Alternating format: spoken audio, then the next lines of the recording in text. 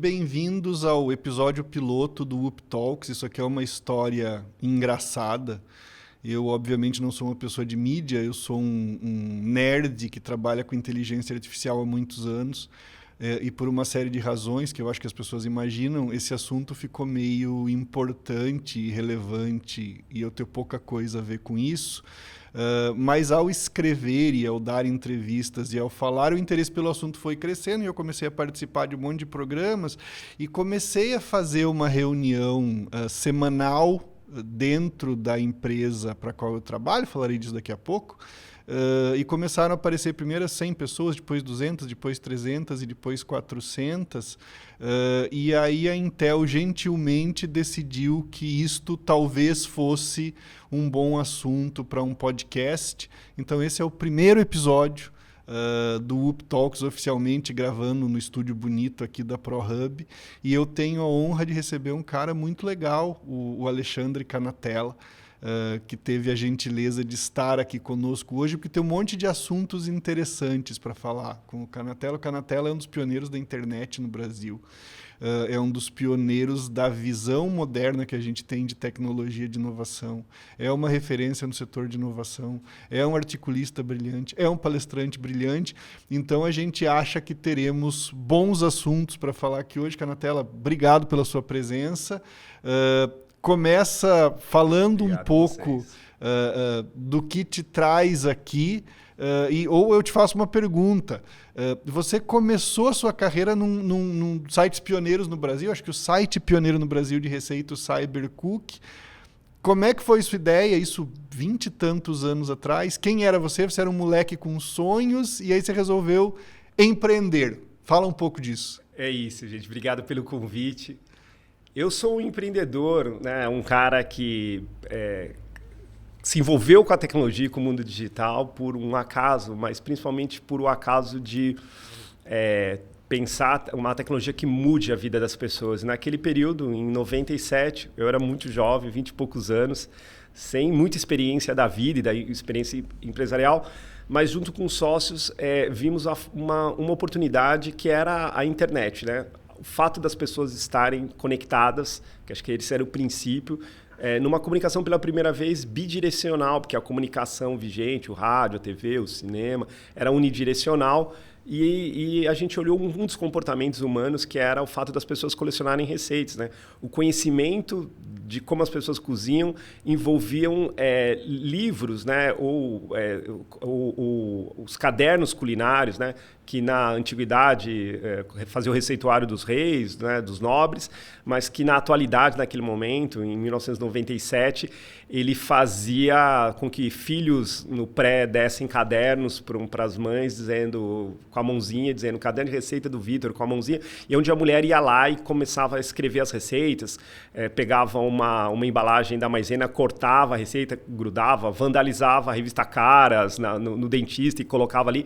Ali era o hub de conhecimento culinário da pessoa, e a gente falou, por que não digitalizar isso a ponto de que os cadernos de receitas estejam em qualquer lugar para que as pessoas possam não só colecionar as suas, mas compartilhar as suas com os outros. E aí a gente criou o Cybercook. Foi mais que um site, era esse hub de conhecimento, porque as pessoas postavam as suas receitas. E eu sei que isso parece óbvio para as pessoas hoje, e eu sei que isso parece simples para as pessoas hoje, mas eu lembro a primeira vez que alguém me mostrou a internet, eu não vou me lembrar do ano, 96, 95, e aí o cara me explicou, né, que essa coisa se chamava www, né, porque o World Wide Web era uma rede de muitos sites conectados. Eu não entendia muito o que era o conceito de site, e eu me lembro a primeira vez que o cara me mostrou o conceito de link. Eu falei, o que é um link? Ele falou, deixa eu te mostrar.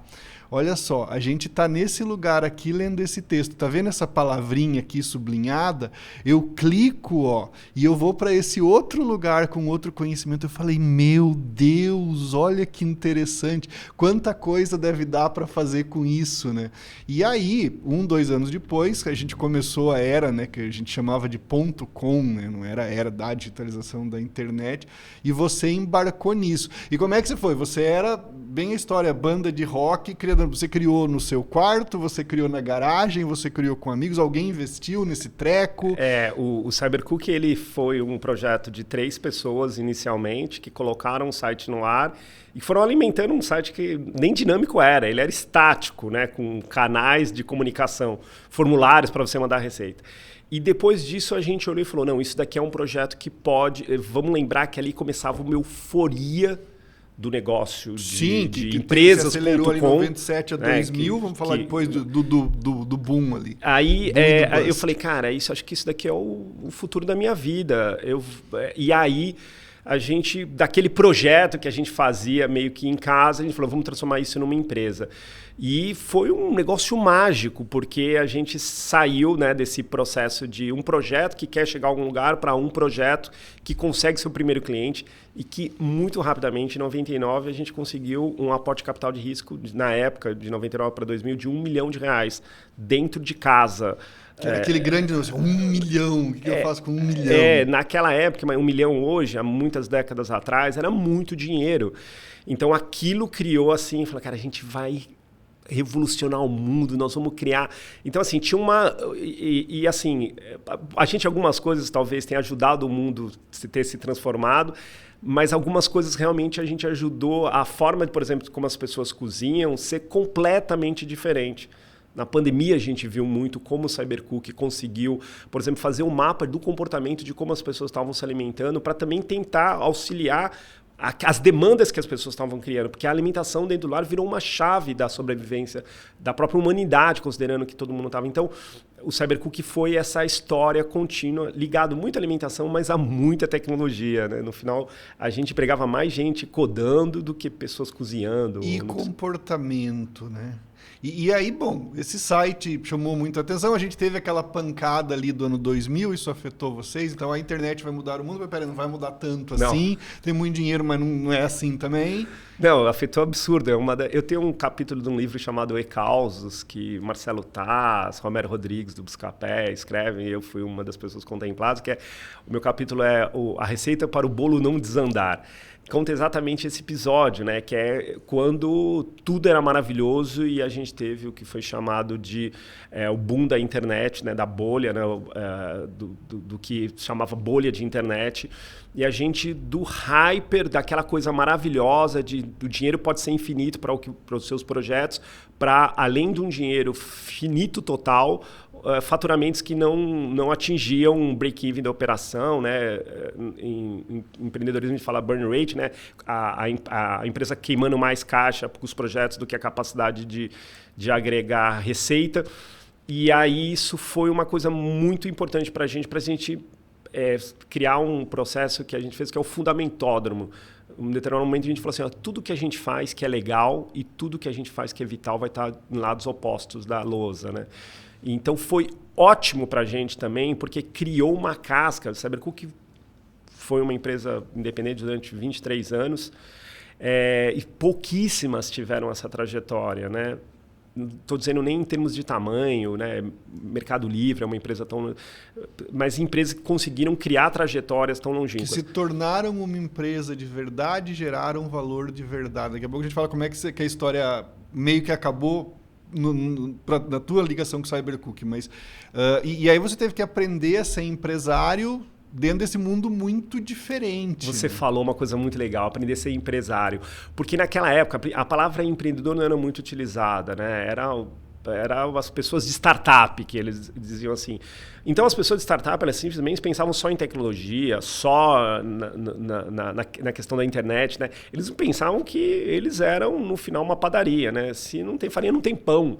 Né? Então, não tinha muita coisa sobre gestão. Minha ideia era meio cinema novo do Glauber, né? Uma ideia, uma câmera e vamos fazer o cinema. É ótimo, mas, no fundo, eu lembro que quando nós íamos falir, porque a empresa as empresas iam falindo, né? Quebravam. as pessoas chegavam para abrir as empresas, estava fechada, os fundadores tinham lacrado, os investidores tinham abandonado, os funcionários ficavam à mão. A gente conseguia entrar, levava o computador. Eu lembro que o meu maior pânico era com os leases que a gente tinha de servidores. Você imagina, leasing de servidor.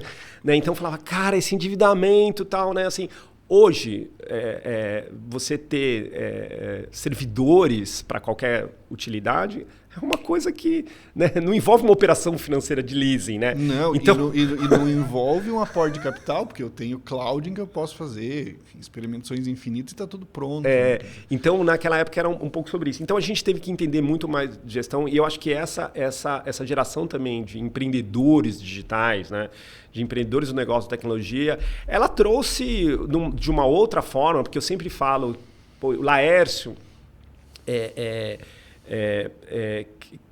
que pôde fazer um sistema de ERP, ele fez tecnologia extremamente relevante para o negócio de ERP bem antes, décadas antes, mas ele não tinha a pressão que existia daquele momento cultural, onde o capital de risco, onde a economia dizendo, está acontecendo uma coisa que vai mudar tudo, e do dia para a noite isso vai mudar tudo, é o prejuízo. É transformar, é mudar ou é fazer dar dinheiro, né?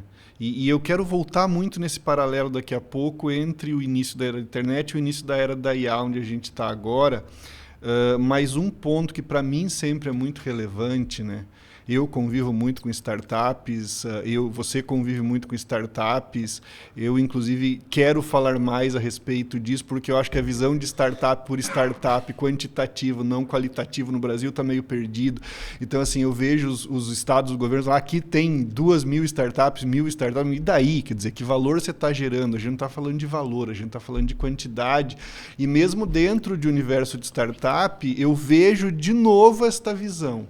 Então eu sou uma startup de inteligência artificial, vou mudar o mundo. Tudo bem, mas que valor você gera para a sociedade? Que valor você gera para o seu investidor? Qual o nível de sustentabilidade que você, como empresário, no final das contas, consegue gerar porque você é dono de uma padaria, você é dono de um restaurante. Eu me lembro que eu estava falando com o dono de uma startup e falou, olha só, deixa eu simplificar para você. Conta a sua empresa... em quantos hambúrgueres você vende por dia? Você come hambúrguer, não come?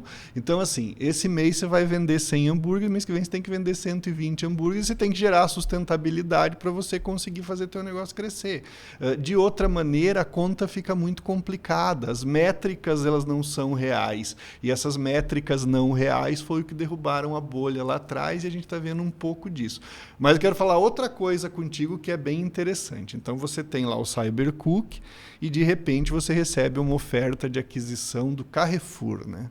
Todo mundo sabe que é o Carrefour, empresa gigante, você aceita a oferta e vai trabalhar no Carrefour. Me conta um pouquinho essa história de como é que você foi parar lá, o que se esperava que você fizesse lá, porque daí eu quero te fazer algumas perguntas sobre a diferença entre o mundo em que você vivia antes das startups e o mundo que você passou a ter que enfrentar numa grande corporação.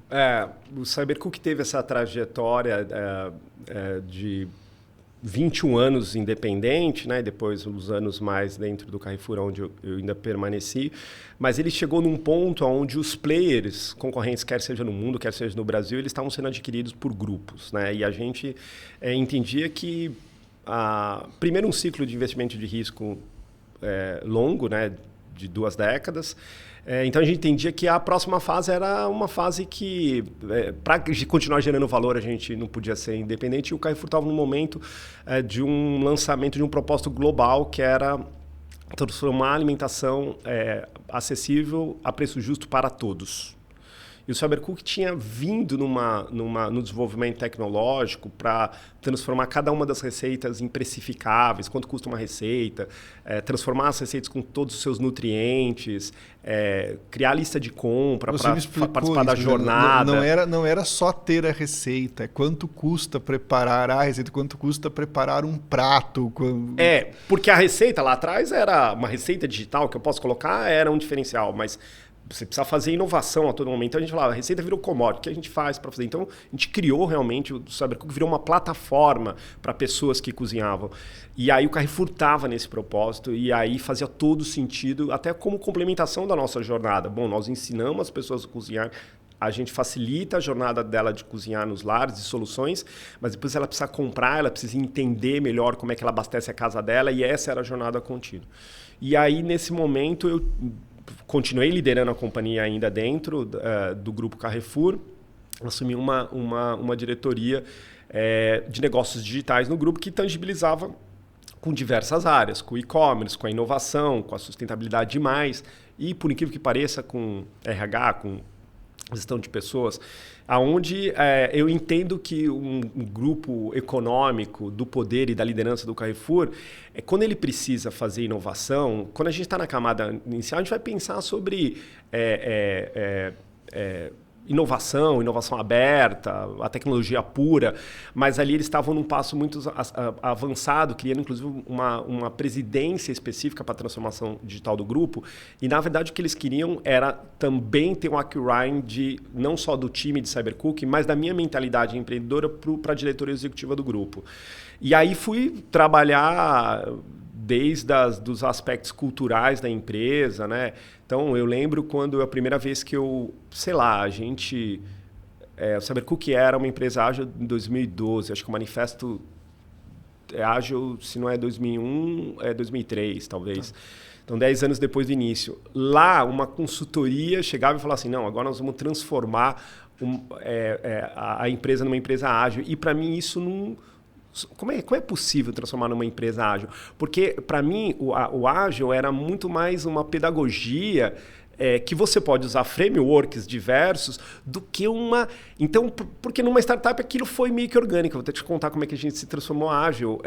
Tinha um movimento que era, eu me transformo ágil como uma startup e se eu me beneficiar da metodologia, eu promovo um café da manhã com outra startup para influenciá-los, para convencê-los. E daí, se eu fizer... Então, era um movimento meio anárquico.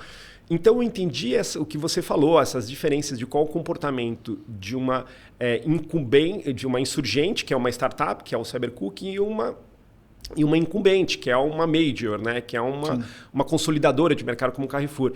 E aí eu também tive a maior humildade de aprender uma coisa que não existe o melhor. Não existe essa história de que quem são os melhores. Atualmente é muito fácil de você falar, olha a Nasdaq e a NYSE vê entre as 10...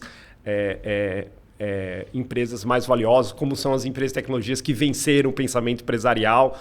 Mas vamos falar quanto que era esse ranking 20 anos atrás ou 40 anos atrás, o sistema financeiro ou as empresas de petróleo. Isso, a única coisa que eu sei é que a economia é cíclica. A gente não pode ver essa liderança de pensamento empresarial sobre o ponto de vista só da economia, mas de como que ele muda a vida das pessoas ou participa da mudança.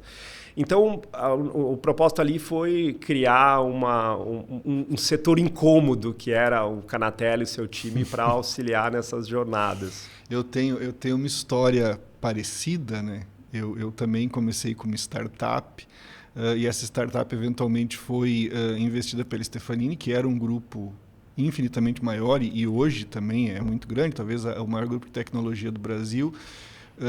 E eu também assumi 2 chapéus, né? Eu continuei cuidando da UP, empresa de inteligência artificial, desde a fundação, e assumi a diretoria de pesquisa e desenvolvimento da Stefanini.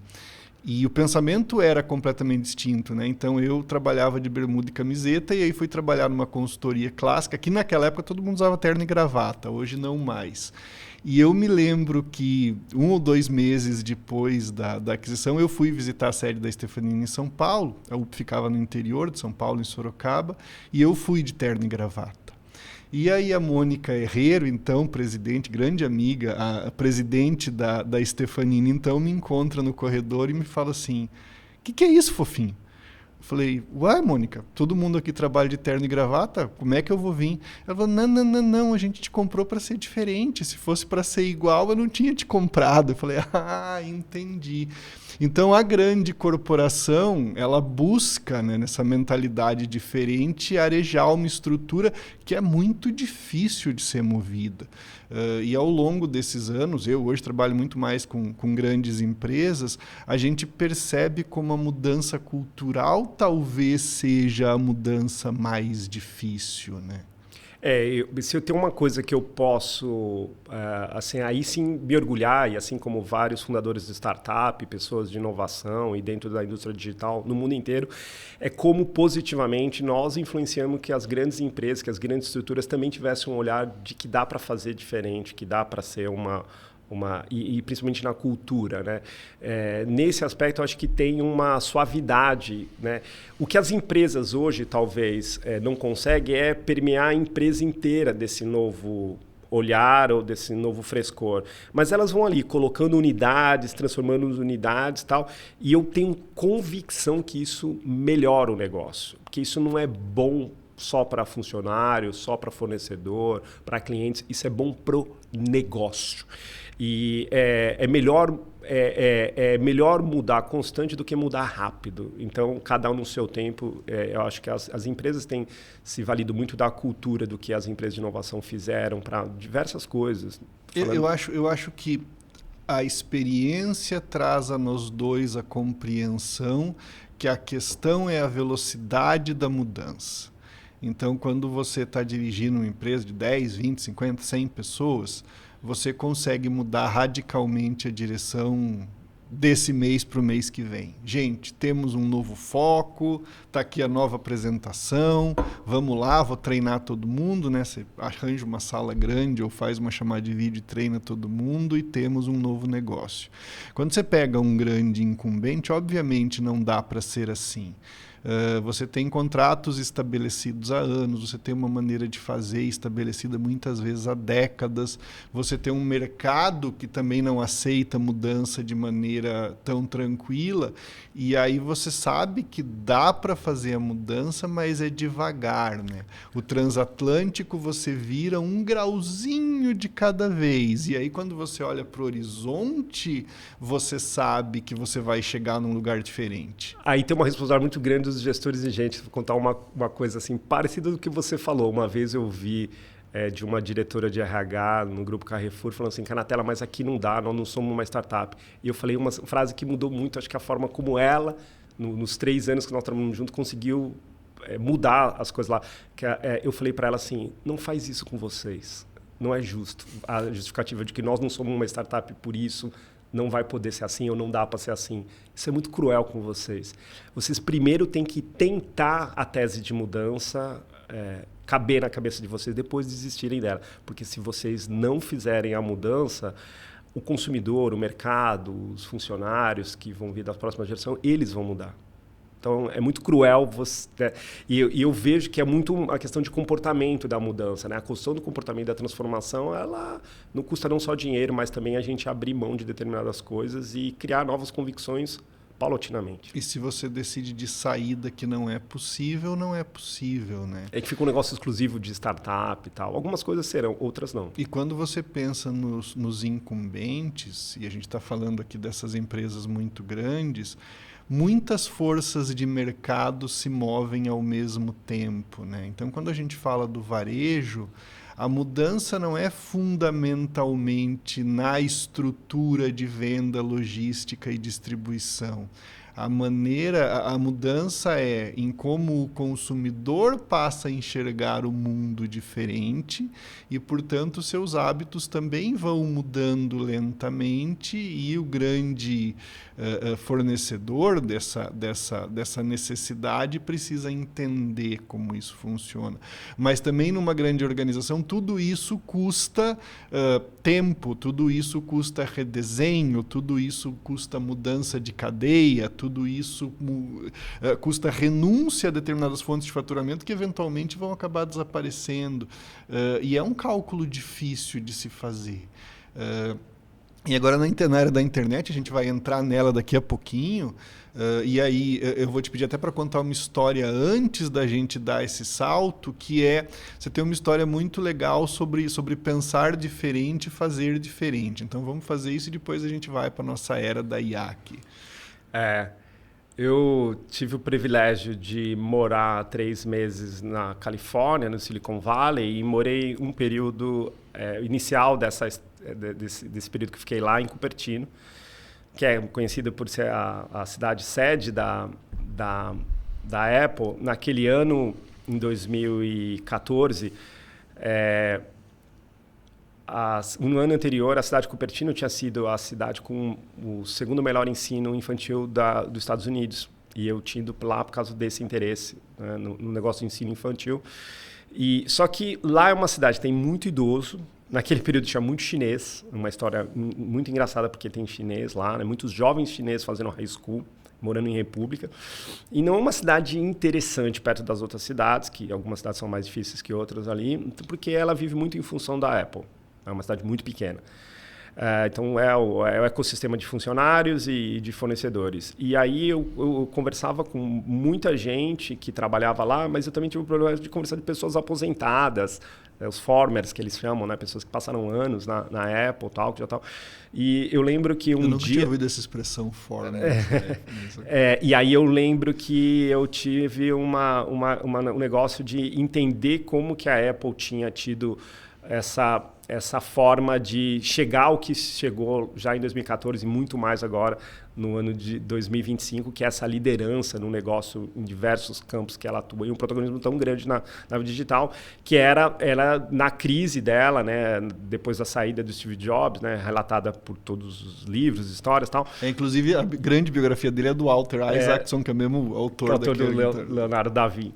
E aí a história de que a chegada dele também culminou com diversas mudanças e transformações que a companhia sucedeu, mas tudo começa com Think Different, né, que é uma campanha icônica, né, que tem um comercial icônico que depois teve desdobramentos com Einstein, com Gandhi, né? Pense diferente e tal. Mas eu entendi que aquilo que lá no passado, próximo dos anos 2000, né, em 15 anos depois, tinham feito a projeção do negócio com os computadores totalmente diferente da série histórica IBM e Dell padrão para os computadores, notebooks coloridos, com uma disputa por designer e por um estado de arte dentro dos lares muito maior, e depois o iPod, depois o iPhone, tinha muito a ver com ter passado no layer acima do Think Different, que era do Different. Né? E acho que as empresas ainda, algumas estão pensando, nós temos que pensar diferente. Né? Eu lembro que esse negócio do pensar diferente e do fazer diferente, ele tem, quando você começa a falar, não vamos pensar diferente, eu falo assim, para fazer diferente, tem que ser um complementar disso, porque senão você só fica pensando diferente, mas você faz igual. E acho que esse foi o pulo do gato. Tem até uma história sobre esse negócio de pensar diferente, que um dos aposentados que eu conversei num dia, num café escuro, ali em Cupertino, né, uma cidade antiga, mas era um café bem móveis e madeira escura. Eu ouvi desse former falando assim, porque eu introduzia todo mundo, o que você está fazendo aqui no Silicon Valley? E eu contava mais ou menos uma história. Eu moro em Santos, cidade do Pelé, na época eu morava em Santos, próximo de São Paulo, tal. E vim aqui, estou fazendo um mini sabático, tal, para oxigenar um pouco a minha vida.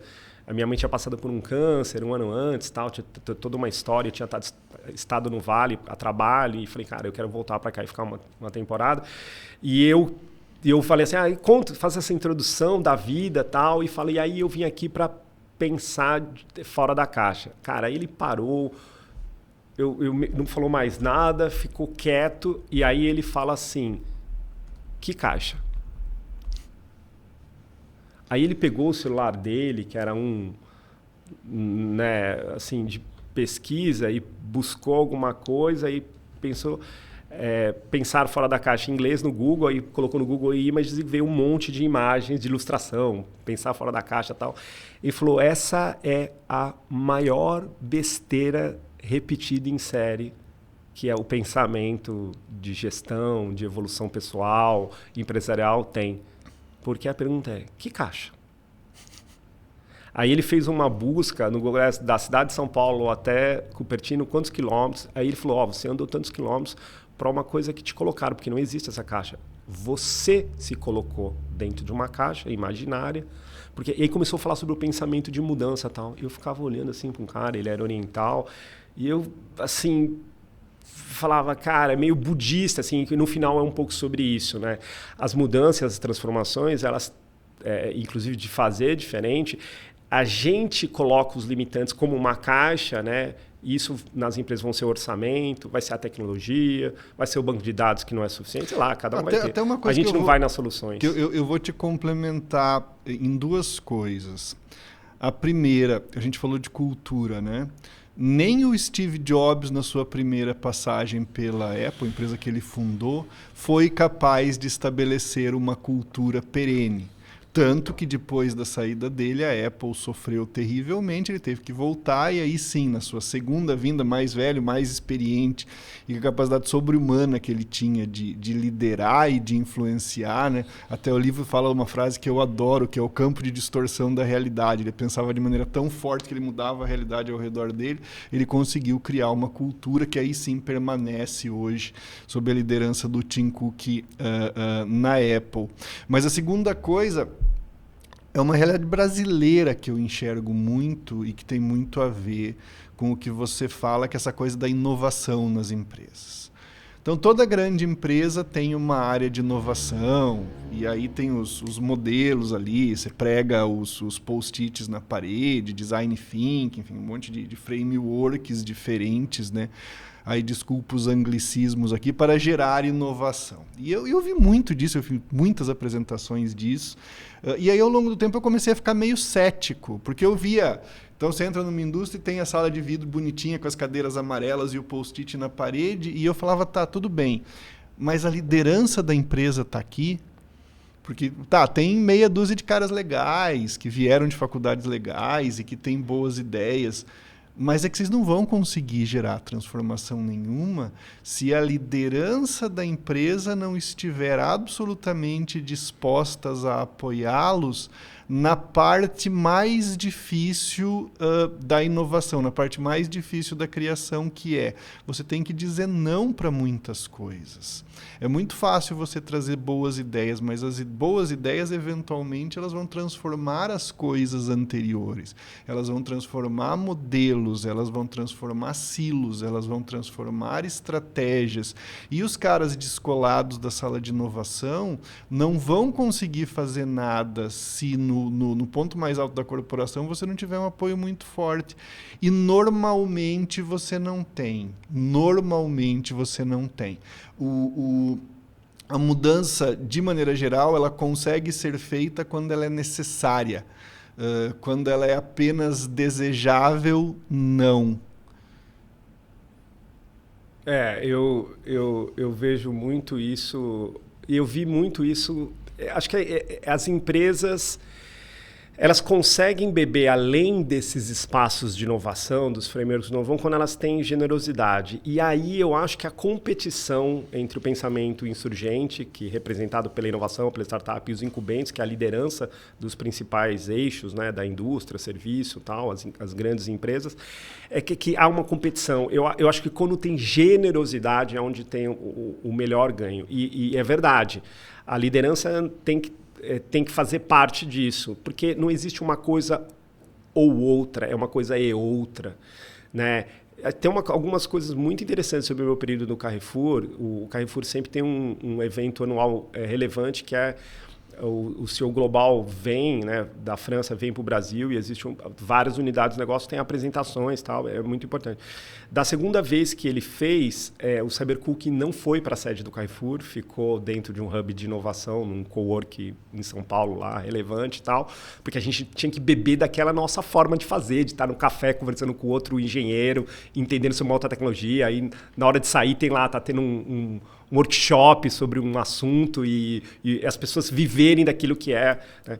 E eu lembro que o Carrefour propôs que não fosse feito na sede, esse grande evento que tem global, com alguns executivos globais, mas lá no centro de inovação, né, onde o cara está descendo de escorregador, onde tem os puffs, onde as pessoas parece que estão fazendo reuniões que, na verdade, estão uma reunião que não é todo mundo sentado olhando para uma lousa e tal. E acho que essa generosidade, entendeu? De entender que os espaços complementam. Da mesma forma que para as startups é muito importante ter noção de produtividade que as incumbentes têm tanto, né? Porque senão vira um monte de gente na mesa de ping-pong ou nas formas de trabalhar tão híbrida que elas são improdutivas para o negócio da entrega. E não né? tem então, impacto no DRE, né? Que é uma palavra horrorosa que startupeiro não gosta, mas é que tem que ter no final das contas. É a última linha no né? final, né? O que paga a inovação e o que transforma valor para a empresa e para o consumidor é a última linha do DRE, né?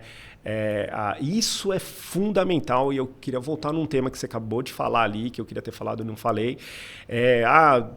Se investe na quantidade de inovação, no aparato público, institucional, acadêmico, e muitas vezes é a quantidade e tal.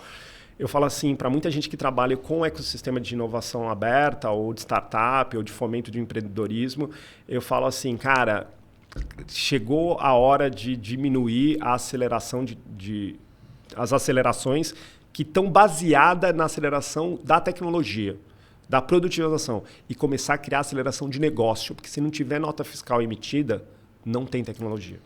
Eu adoro esse assunto. Assim, não tem tecnologia. Os empreendedores, eles vão sofrer mais, mas eles vão chegar nas tecnologias, eles vão... Agora, pega um empreendedor, pega um engenheiro, um cara de banco de dados, um designer, sei lá, a formação que tem, e coloca ele entendendo que ele precisa ajudar a tomar a decisão que vai fazer emitir nota fiscal, porque senão a empresa dele não vai sobreviver. E eu sempre falo para as empresas, não tem capital de risco suficiente, não vai ter. Não tem aqui, não tem no lugar no mundo. Na Índia, nos Estados Unidos, não vai ter. Como é que você faz a sua padaria que precisa de farinha, ter pão, criar negócio? A Stefanini é um caso clássico hoje chama-se bootstrap, né? Um termo de bootstrap. A gente ouve muito pouco sobre bootstrap. Que a empresa cresceu com sua própria grana. Com sua própria grana, né? Então, assim, como que faz para fazer Stefanini? É faturando. E aí, tem um outro assunto que a gente conversou e que a gente não trouxe hoje e que é legal também, que é o foco no problema real. E o problema real não está na área de tecnologia da empresa. A área de tecnologia da empresa, ela processa uma série de demandas, porque o mundo hoje é complicado, então você tem que comprar notebook, você tem que sustentar sistemas, você tem que contratar fornecedores, tem que contratar cloud, você tem que cuidar de cibersegurança, mas ela não é a dona do problema.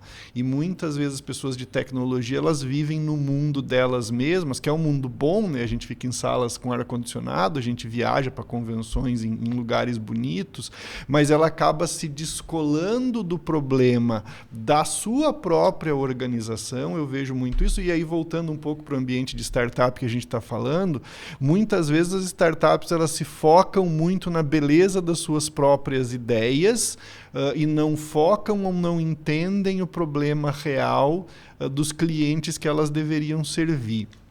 Eu tenho um problema neste momento da minha vida com os muitos eventos iguais de inovação no Brasil e no mundo inteiro. Então, grandes eventos com muitas palestras, com muitos palestrantes falando dos temas mais variados, e eu não vejo muita gente falando de negócio, falando de emitir nota fiscal, falando de gerar emprego, falando de crescimento sustentável.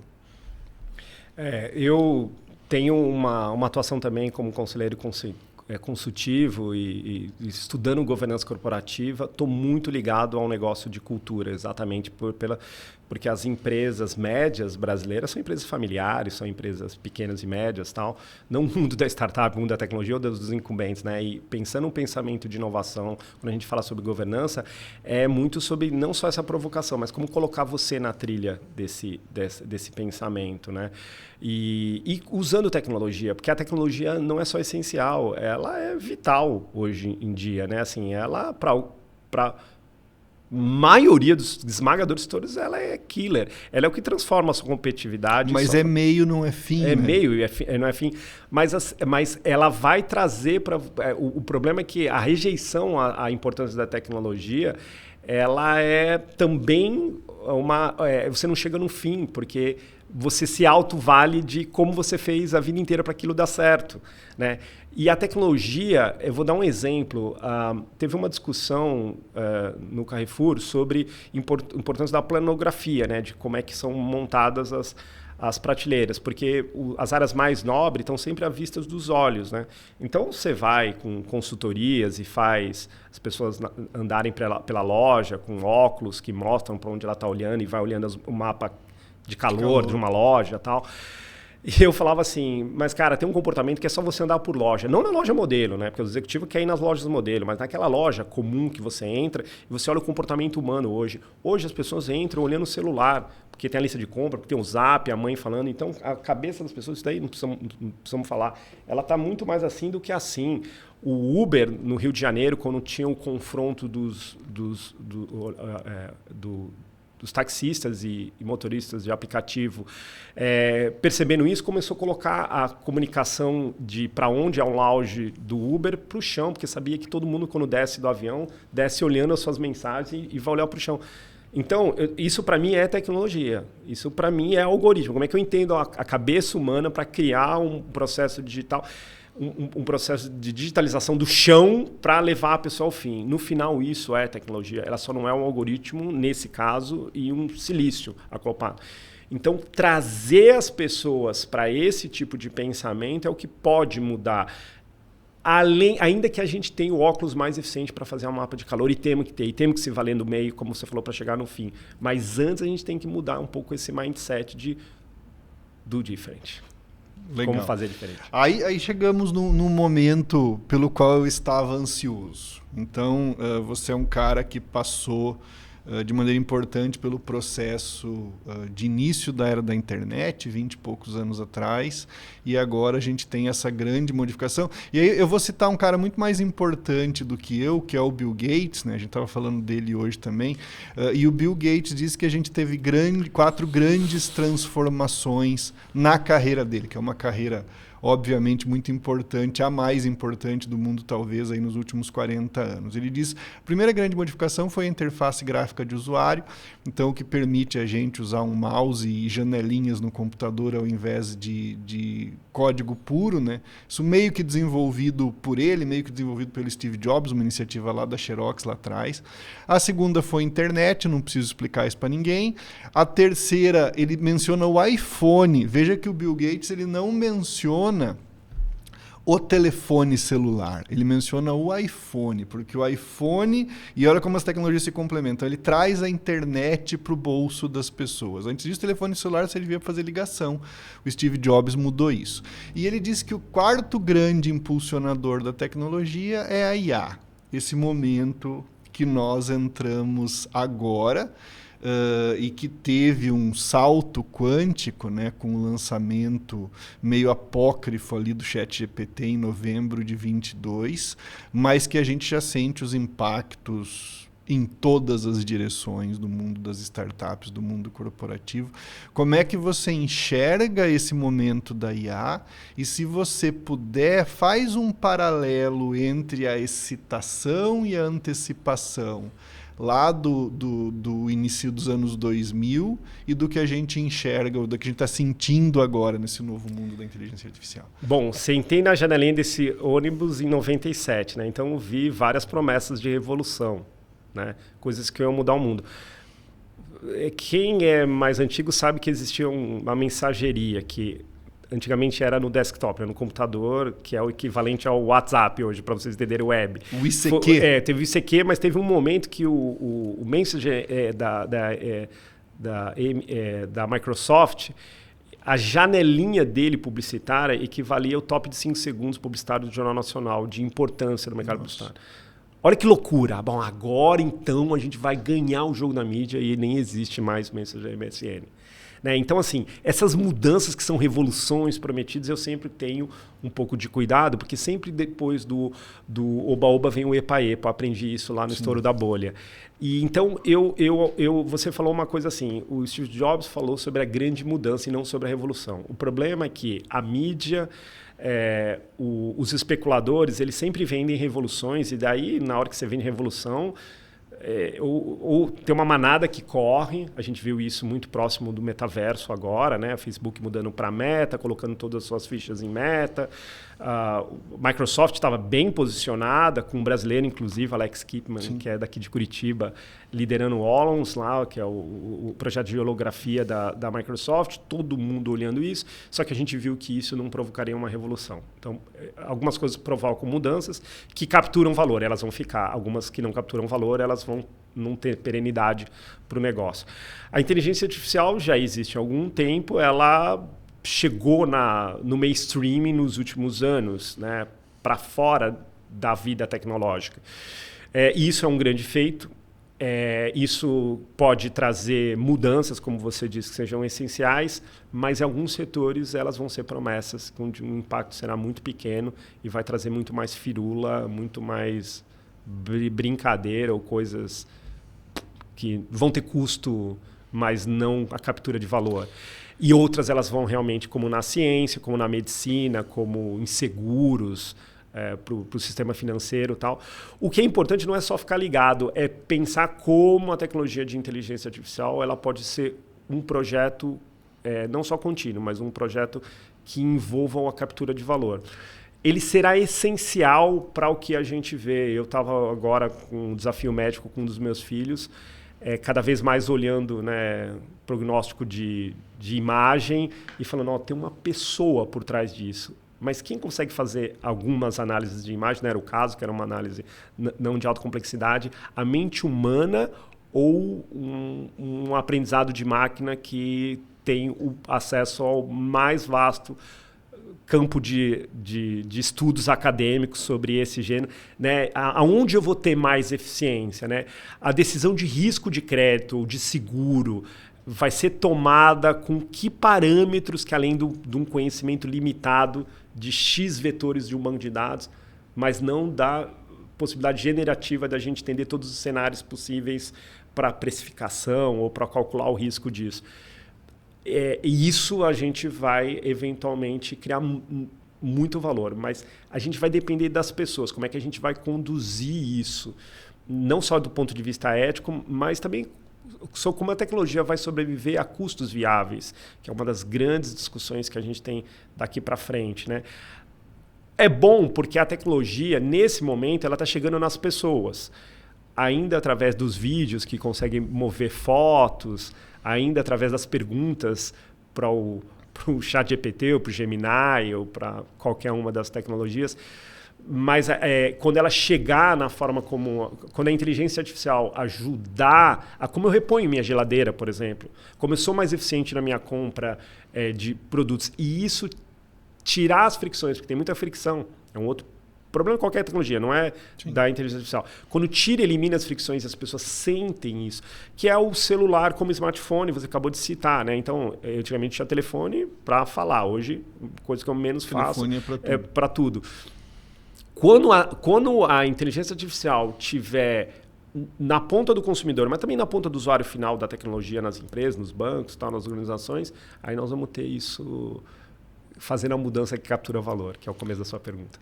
Quem olha o detalhe do que está acontecendo, como eu, por razões profissionais todos os dias, fica ao mesmo tempo cético, assombrado e assustado com tudo o que pode acontecer, mas que talvez não aconteça tão rápido assim. Então, com as possibilidades de cenários. Então, a gente vê um avanço na estrutura da tecnologia que acontece dia a dia e acontece rápido.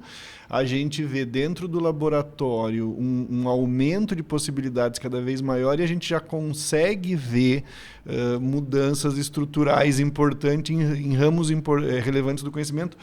Talvez o mais claro deles nesse momento na maneira como se produz código de computador. Então, assim, o nível de aceleração que a gente tem nas áreas técnicas, em todo o processo de desenvolvimento de software, então desde concepção até teste, entrega final, é absolutamente surpreendente. E como isto é o core de todas as outras coisas que a gente faz, isso vai chegar na ponta, mas um pouco mais devagar. Alexandre, você bingo, você falou uma coisa fundamental, parabéns por ter lembrado isso. Porque se você falar assim para o teu cara que codava, quando você trazia um desafio de coding para ele muito provavelmente falava uma frase assim, se era desafio. Vamos ver se dá para fazer isso. Ele era a fricção da tecnologia. Sim. Né? Hoje, a possibilidade de ele investigar isso mais rápido, com mais eficiência e ser mais assertivo para te vencer o desafio de tecnologia é muito maior. Então, vê que a fricção humana, porque quem coda é humano, por mais que ele use qualquer... Né? Ele trazia assim, vamos ver se vai dar, ele vendia a dificuldade, que eu sempre brinco, né? Que o cara do algoritmo vende a dificuldade para você. Então, assim, a tecnologia vai ser maravilhosa da inteligência artificial para o negócio do desenvolvimento, porque ele elimina uma fricção humana. E aí eu vou voltar para os paralelos que a gente fez antes, então das áreas de inovação e agora que eu vejo nas áreas de IA das empresas. Então as empresas elas querem ter uma área de IA porque está na moda, porque é legal e porque todo mundo tem. Já alerto a todas as empresas grandes e pequenas que estão fazendo isto. Não funciona assim. Inteligência artificial não pode ser o creme que você coloca em cima do bolo se não tem bolo. Então, assim, a inteligência artificial para quê? Então, não é tecnologia, é função. Eu quero usar esta tecnologia, que sim tem um potencial incrível, para realizar qual coisa. Inteligência artificial não deve ser monopólio ou território dos caras de tecnologia. Eu e você somos caras de tecnologia, mas eu alerto a todos os executivos que isto deve ser território de vocês também, das áreas de negócio, das áreas operacionais. Porque sempre que a gente desenha alguma solução, e a gente desenha muitas hoje, eu digo, isto deve ser feito a 4 mãos. Eu sei o que a tecnologia faz. Muito mais importante, eu sei o que a tecnologia não faz. Então eu não vou te contar um monte de besteira, nem te contar fantasia sobre o que é possível fazer. Mas eu não faço a menor ideia de como é que seu negócio funciona.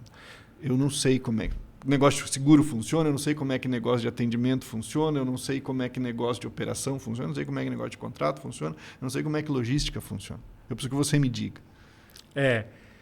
E na inteligência artificial vai ter sempre a inteligência pode ser artificial, mas o resultado não. O resultado dela tem que ser real para captura de valor. Essa é uma bela frase, eu vou roubar essa porque de você. Ela tem que ser real, né? No final, o que ganha valor. Ontem eu fiz a minha última atividade da noite, mandei para o meu filho que tinha saído para ir num bar depois dos velhos se recolherem, porque eu estava testando o Runway ML, que está fazendo as imagens... que você, a partir de uma imagem ele cria uma animação, né, um filme daquela imagem. E eu peguei uma imagem do meu avô, que vem da colônia italiana, e da esposa dele com a minha mãe num colo, numa foto antiga. E as pessoas estão com copos, garrafas, garrafões de vinho e tal. E tem uma criança perto de uma garrafa. E o meu objetivo prompt foi: anime essa foto como se estivessem celebrando, que era batizado da minha mãe, brindando e bebendo. E aí os adultos pegam esse copo, fazem um brinde, mas a criança também pega a garrafa que está do lado dela e toma. A inteligência artificial não sabe que retratar uma criança bebendo é alguma coisa não desejável para a sociedade. Pra gente. Então, assim, qual foi, na verdade, a inteligência real que a inteligência artificial dessa tecnologia bastante avançada para fazer essa realização pode ter? Aí a gente vai ter que ir através daquilo que é a inteligência real, que no fundo é aqui, Alexandre, captura valor. A inteligência artificial é um mimetizador com uma capacidade excepcional e cada vez maior. Eu acho que esse assunto que você tocou, né, que é a recriação da realidade, a desmaterialização da realidade, é um assunto que eu gosto muito de falar, mas a gente não vai ter nem tempo de tratar aqui. E eu tenho uma coisa legal para você, porque olha só, a gente preparou um bate-bola, que nós estamos nos últimos minutos da nossa conversa, que passou super rápido, e como o teu bate-bola ele tem 9 bolas para você chutar, eu tenho certeza que vai dar mais um debate legal aqui. Então vamos lá. Uma palavra que resume a sua jornada até aqui. A palavra é diversão. Eu me diverti muito em todas as fases, nas que trouxeram grandes angústias e medos. Teve um momento onde eu consegui colocar a diversão. Que maravilha. Isso é uma vida bem vivida. Aonde eu destravei coisas maravilhosas que não eram tão difíceis, eu também me diverti muito. Então, a tecnologia ela costuma ser muito árida, o mundo digital costuma ser muito árido, né? Porque ele é meio 0 e 1, né? Agora não mais com a computação quântica, mas até então, né, nós fomos baseados em 0 e 1. Mas eu sempre coloquei a forma de me divertir. Então, foram décadas me divertindo. Essa é a frase. Que legal. Um erro que te ensinou muito? Um erro que me ensinou muito foi a insegurança de acreditar num conjunto. Né? Assim, durante algum tempo, eu puxava o conjunto. E depois eu entendi que eu era mais eficiente para a captura de valor daquilo que eu fazia quando eu deixava o conjunto, não só ter autonomia, mas a condução. Legal. Uma inovação que te inspira? Essa é uma pergunta legal. Vamos ver o que... Tem uma inovação muito... Não tem nada a ver com código e tal, mas uma vez, eu criança, morei num sítio e meu pai falou assim para mim... tá vendo aquela casa de João de Barro, né? O João de Barro, né? Um pássaro que faz uma casa baseada em barro. O João de Barro nunca faz a porta dele voltada para o vento predominante, sempre ao contrário. Então, essa é a natureza das coisas. E eu devia ter 7, 8 anos no máximo. E eu entendi que isso foi muito importante para mim para pensar sobre design, usabilidade na tecnologia, que eu pensei sempre como é que eu não faço o vento contrário, aquilo que atrapalha o usuário. Então, eu pensei sempre na natureza como a tecnologia das coisas. Então, eu pensei menos no código. Isso foi uma coisa para os tecnólogos. Quando as soluções chegavam, a gente precisava desenvolver produto, fazer inovações, eu pensava como é que eu penso como João de Barro. Incrível, incrível. Um artista brasileiro indispensável, mas se não for um artista, se só for um brasileiro, tá legal, pode seguir. Um artista, o Tom Jobim, para mim foi um dos... o maior artista de todos os tempos no Brasil, a gente concorda. A gente pode exportar a música como o Tom Jobim faz numa condição enorme, e em alguns momentos a gente não faz isso. Ele conseguiu, né, essa exportação da música e em todas as suas fases, que foram várias, brilhante. Para mim é um cara essencial. Eu vou tomar 2 minutos e contar uma história que eu adoro, né? Sobre Tom e Vinícius e Chega de Saudade, né? Então é Tom, Vinícius e João Gilberto, 3 dos maiores artistas da história do Brasil. E eu digo sempre que Chega de Saudade é a música mais importante da história do Brasil, não porque ela é a mais bonita, não porque ela é a mais legal, ainda que ela seja linda, mas porque Chega de Saudade, ela muito mais do que ser uma música e criar um movimento que é a Bossa Nova, ela cria uma imagem de país. Então, quando o mundo inteiro escuta a Bossa Nova, ele pensa num Brasil gentil, ele pensa num Brasil sensual, ele pensa num Brasil alegre, suave, divertido. E a gente sabe que o Brasil também sabe ser grosseiro, ignorante, rude, preconceituoso muitas vezes. Mas esta música estabelece uma imagem de quem nós somos para o mundo inteiro, para sempre. E nós gostamos da imagem que essa música cria.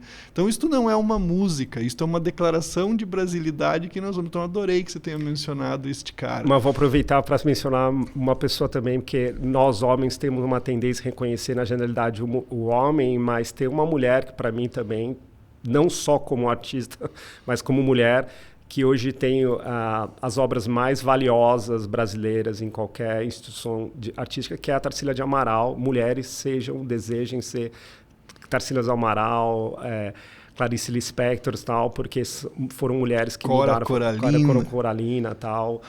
Tanta gente importante, e a Tarsila, para mim, que tem um dos quadros mais valiosos, né, da precificação artística, demonstra como a gente pode economicamente chegar mais grandes com a genialidade das mulheres. Legal, legal essa lembrança. O que você espera? Essa pergunta, eu digo, o que você espera do futuro? Eu digo que todo futurismo é tolo, mas vamos lá, tá aqui. O que você espera do futuro? Do futuro, tem 2 coisas importantes. Uma é continuar me divertindo e influenciando que pessoas criem valor se divertindo. E o futuro, se você falasse para mim, eu prefiro ter prejuízo na condição econômica que a tecnologia pode nos favorecer, desde o fato da gente não estar indo a agências bancárias, como sendo mais eficiente a receber tanto um auxílio emergencial como o seu dividendo para quem imposta. Mas eu preferia que na medicina a tecnologia pudesse acelerar tudo aquilo que faz a gente não viver divertido, que é o sofrimento, e aí a gente vê coisas maravilhosas e vocês com certeza estão lá super incumbidos em participar desse jogo. Aqui eu acho que o futuro me deixa muito positivo, o quanto que a tecnologia, a inteligência artificial vai ajudar a gente a viver melhor na medicina. Legal. Só faltam duas. Um lugar que te conecta com as tuas ideias. Qualquer lugar que tenha mar. Eu sou uma pessoa muito conectado ao negócio do mar. Onde eu talvez li os livros conseguindo capturar mais aquele conhecimento e aonde eu consigo uma meditação. Então, as praias que eu já visitei, eu morei numa cidade de praia, né? E todos os lugares que foram, que acho que qualquer lugar que tenha praia, Peru, lugares maravilhosos aí. E a última, então, o melhor conselho que você recebeu e que você nunca esqueceu, ou um conselho que você queira dar? Eu recebi alguns conselhos, mas eu acho que de vida, mas teve um que foi muito importante. Eu tive um conselho da minha empresa, né, de investidor de risco atuante, que me ajudou muito. E uma vez o Romero Rodrigues, que fundou o Buscapé, que hoje tem a Headline, né, um dos principais investidores de capital de risco no mundo e no país, aqui no Brasil, junto com a XP, ele falou assim, velocidade versus aceleração ou velocidade. O que importa mais?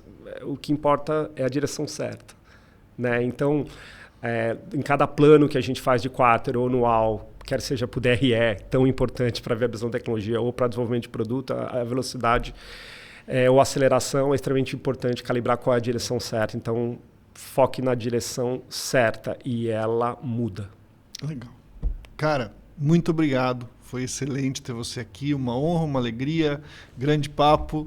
Alexandre Canatella, obrigado a todos. Encerramos aqui o nosso programa e sua mensagem final. Obrigado eu, estou super feliz do episódio número 1. Eu tenho convicção de que o papo foi conduzido por você de forma tão leve e divertida na sequência para a gente desenvolver esse pensamento que vai ser um êxito. Desejo todo o êxito para vocês aí na sequência do podcast. Valeu, obrigado.